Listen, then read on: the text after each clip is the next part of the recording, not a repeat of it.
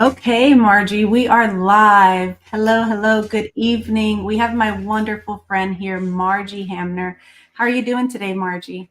I'm doing great, Angela. Thank you so much for inviting me to speak on your show today. Thank you so much. It's such an honor to have you. I know we connected through a network of women, and it's just been an honor and such a blessing to be able to connect with you. But I will share a little bit about Margie. She is CEO of Starfish Consulting, which offers top-notch HR solutions for local governments, utilities, and nonprofits. She has a bachelor's degree from American University for coaching certification from ICF and CPTD certification from ATD. She's known for her impactful trainings. Margie is a savvy real estate investor. She's passionate about empowering children as well as women. She has supportive organizations like Child Abuse Prevention Association. And in retirement, Margie is planning on teaching children mindfulness and emotional intelligence. That is just immaculate, Margie. And Margie actually lives in North Virginia with her husband, Richard, and she enjoys personal development, traveling, and spending her time with her grandchildren. Wonderful, wonderful, Margie. It's just, again, such an honor to have you this evening. Thank So you. Thank you so much. You're welcome. You want to get started, Margie? Yeah, let's go. Okay, awesome. So again, we did connect through a network of women, and just again, such a blessing to have met Margie. And I truly believe that God associates your path with the right individuals to go ahead and connect you to your future. And you may not even know what that looks like or what those connections look like. But on that note, Margie and I, we both focus on women empowerment. So Margie, my first question is, what made you want to help women succeed, and how has your journey shaped what you have done for that? Oh, well, thanks. A great question, Angela. I appreciate that. Yeah, I mean, I think it was about during COVID that I decided to shift my focus of my clients to women. And I took a personal development program, and they helped us figure out who our ideal clients were. And I realized women professionals as well as new supervisors were my favorite clients that I feel like I could help. And why did I choose women? Why do I think they're my ideal client? Primarily because I've been a woman professional my whole life. I started working when I was 18 years old. You know, I was a single mom for many years, going to college at night, you know, earning my degree, you know, later earning different certifications. So I know what it's like to be a working single mom, trying to, you know, put food on the table and raise your kids. And that was really the main reason why I wanted to focus with women. Yeah. And I think that's why we click so well, because your past life was my past life as well. I was a single mom for a long time as well. And I actually spent 13 years in the corporate world plus. So just really fortunate to have connected with you and have so many things in common. Can you tell us about a specific experience when you helped a woman and it made a big difference in that woman's life? Wow. Yeah. Let me think about that. There's so many, but let me think about one. Aside I from think, me, well, because I'm you sorry. really, aside from me, you really impacted my life Oh, 100%. that's you're sweet. I think when I started the Women Empowering Women program, it was during COVID. It was September of 2020, and I we started a group. And again, when you start a group, it was like a lunchtime group. We met virtually, obviously, during COVID. There were professional women who worked in local governments in my area, the Washington, D.C. area. So we probably had about a dozen ladies joining, and it was eye-opening for me to see what they were going through as current day women who are working. I mean, I'm much older, but they were sitting side by side with their kids. They had to run in the other room and help them with their Zoom call, or help them get on or help them with their lunch. I remember one lady that was in our course. She had 3 boys at home, and they all had a different lunch. time. They were not at the same. So she was struggling to do her work from home. She was struggling to help her kids do virtual learning while doing all the mom things, which is, feeding your children. And so it was empowering to me to watch the group help each other. And what I realized is that I just created the space. I just created the Zoom call, and they all helped each other because they're like, hey, why don't you do meal prep? I'm going to send you some recipes. Oh, why don't you do this? And so they all jumped in to help each other. And it was beautiful. It was truly beautiful. I feel like I helped that first cohort, I think, was my favorite. That's amazing.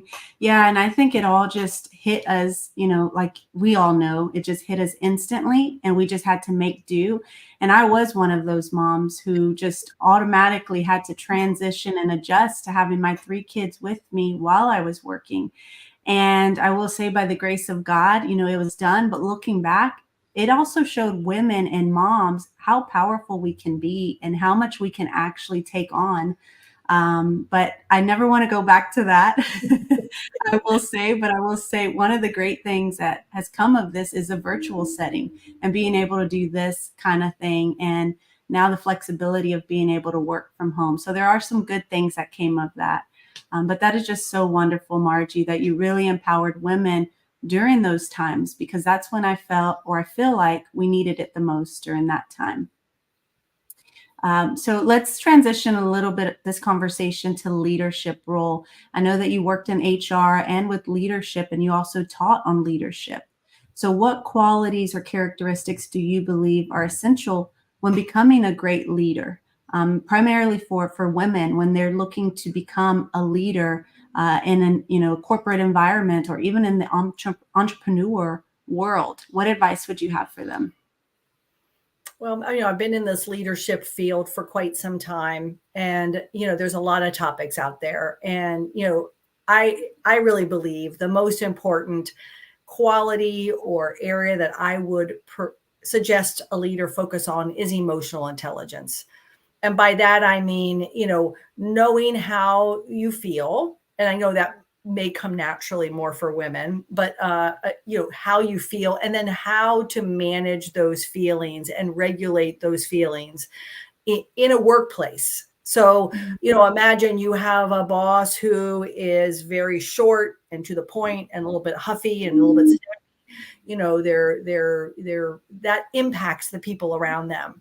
Or I've had other leaders who were extremely reserved and just wanted to sit in a corner, didn't want to talk to anybody. And employees need their boss, they need their manager, they need guidance. And if you don't, you kind of have to step outside your comfort zone. And through my coaching, I've been able to help many leaders, men and women, able to see their blind spots with regard to emotional intelligence. We all have them, whether they're, whether maybe I've had the opposite, where you've had a very chatty boss, a very, very chatty boss, which is very disruptive to the workplace. And they didn't realize that their behavior, their being cheerful, being happy, actually was a detriment to the team. So really understanding how you show up in the workplace and how your moods, your personality impacts your team.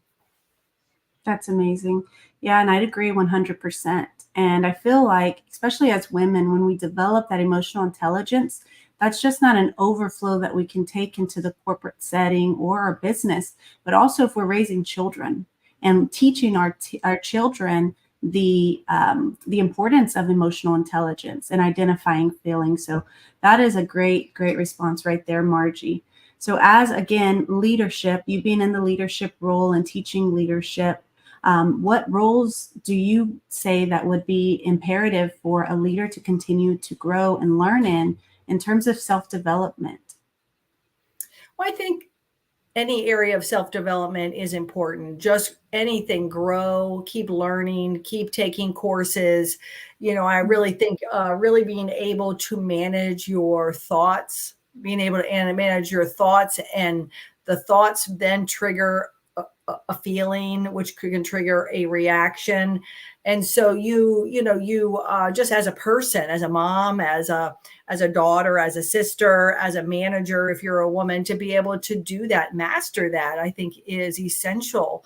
No one wants to be around a moody boss Mhm. or a friend or and to be able to say, gosh, I'm disappointed I didn't get that promotion, and not to Mhm. sulk, and not to throw everybody under the bus and blame this person and blame that person, and HR didn't know what they were doing, and that doesn't show leadership. It just sit with your disappointment. It's okay to feel disappointed. Of course it is if you don't get a promotion that you put in for, but don't wear that out on your sleeve and show it to all the people that are under you and around you.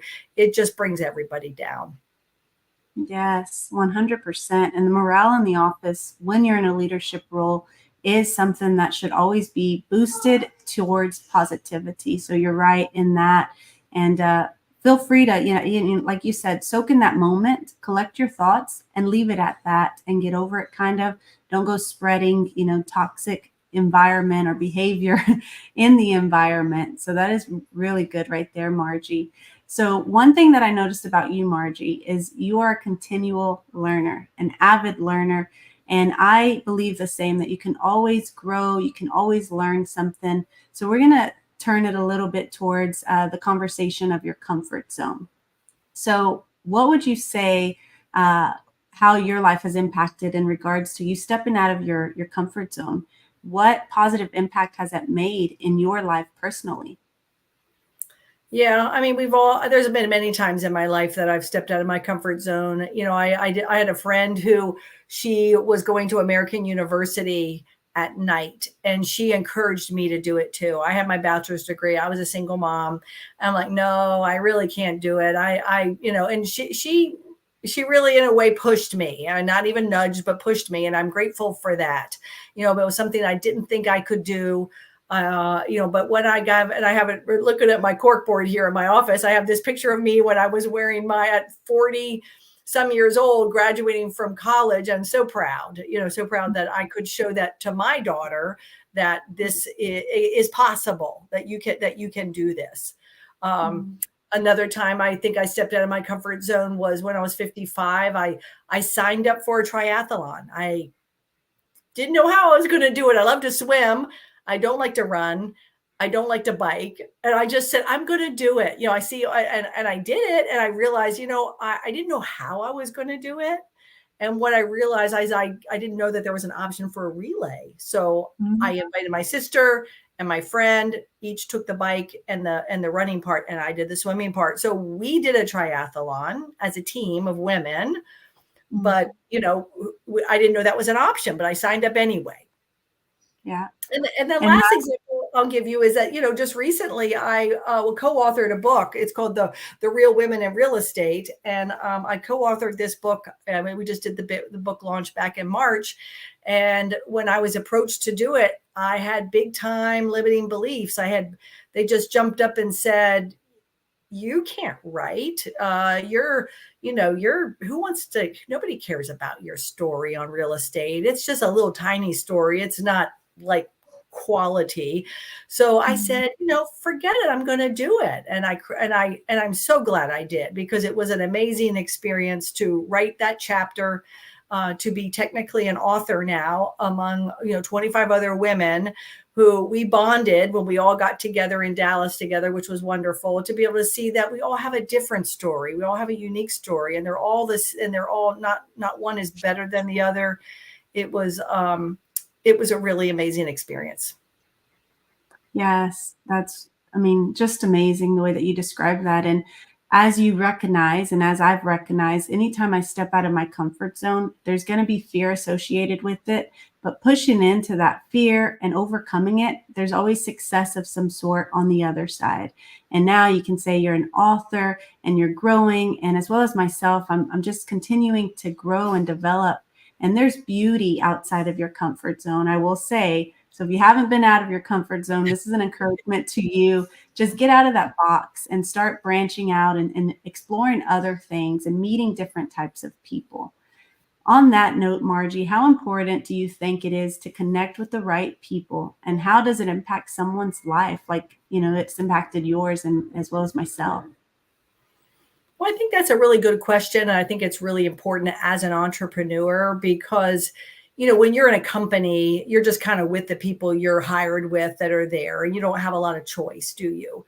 But when you become an entrepreneur and you can choose who you want to interact with, you choose who your clients are, you choose who your partners are, you choose who you want to go to networking events with. That's a choice, and that's a real powerful choice. And I have found even recently to pick and choose those opportunities. And how do you pick and choose the best opportunity? I wouldn't even say it's the best opportunity. It's the people you click with, or the people, I like to use the word energy, but maybe a lot of people don't understand that, but people get that you click with. So you may click with certain people, and you want to be with a group of people that are going to help you stretch yourself. Someone who, not everybody's where you are. You're going to help each other. You can help them. And I've learned that with networking, it's a lot of helping them, and it's in the giving that you receive. And it's important to choose wisely the folks you surround yourself with.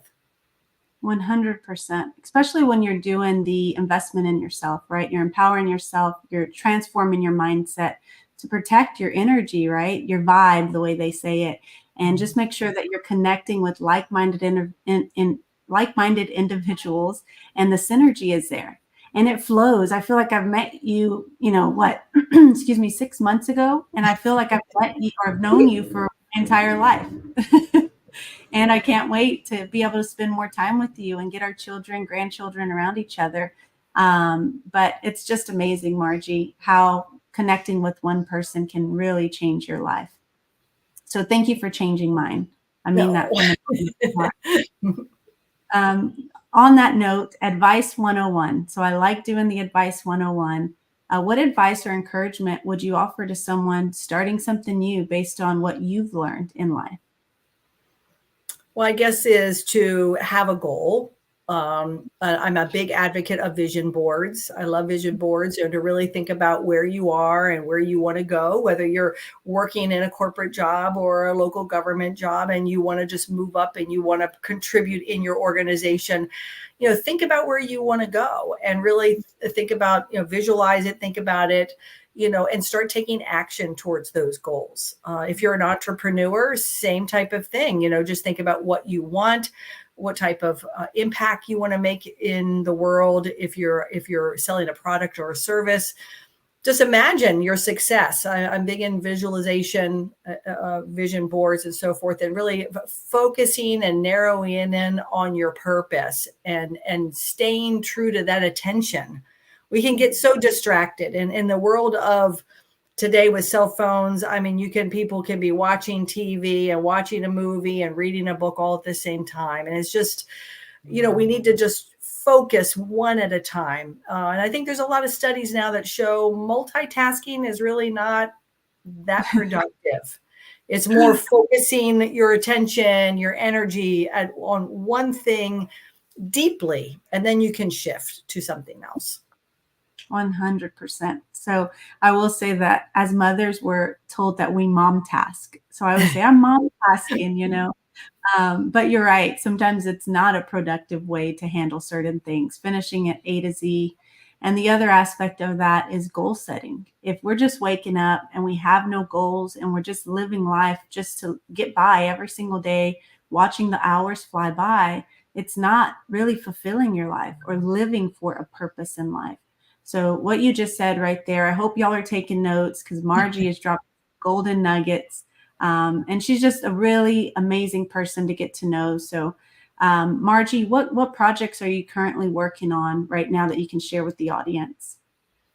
Well, I mentioned the book that I was a co-author with the real estate. It's called The Real Women in Real Estate, Volume 2. That process unleashed something in me, Angela. It unleashed a hidden author that I didn't know was in there. And so after I wrote this chapter, which was only 2,500 words, I went on a cruise with my husband and I wrote a children's book. And it's a children's empowerment book, and it's a fiction book for elementary age children, elementary to middle school.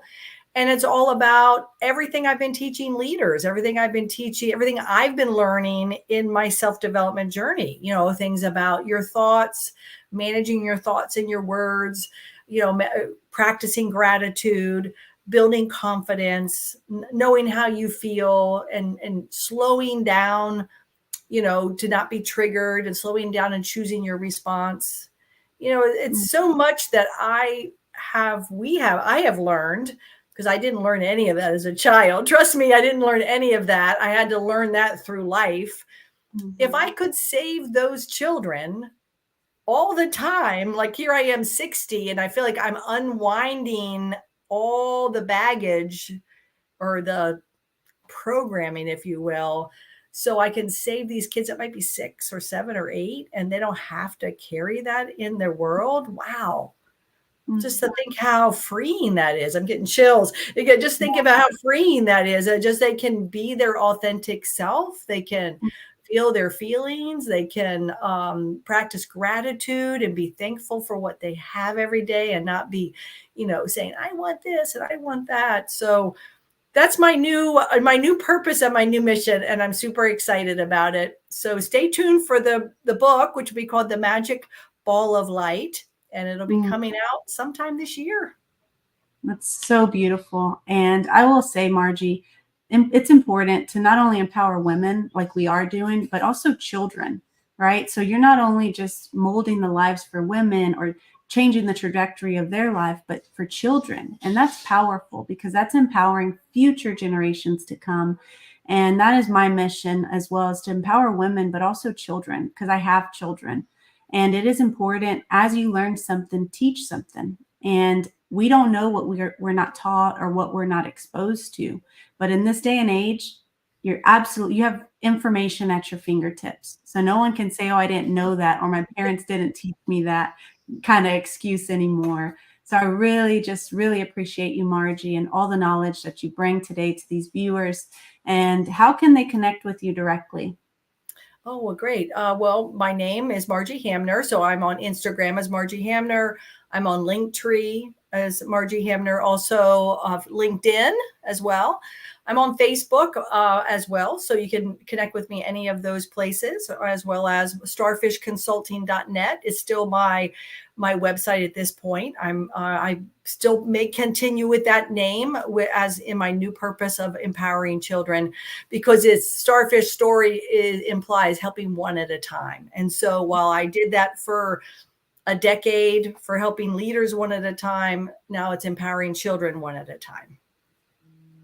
Margie, again, just such an honor and blessing to know you. And I'm just so glad I've been able to bring you to my audience. And if you truly want to meet a genuine heart, I recommend connecting with Margie. She's provided y'all with her information. And again, a true blessing to have her in my life. And I wanted to share her with y'all. So Margie, thank you for being here.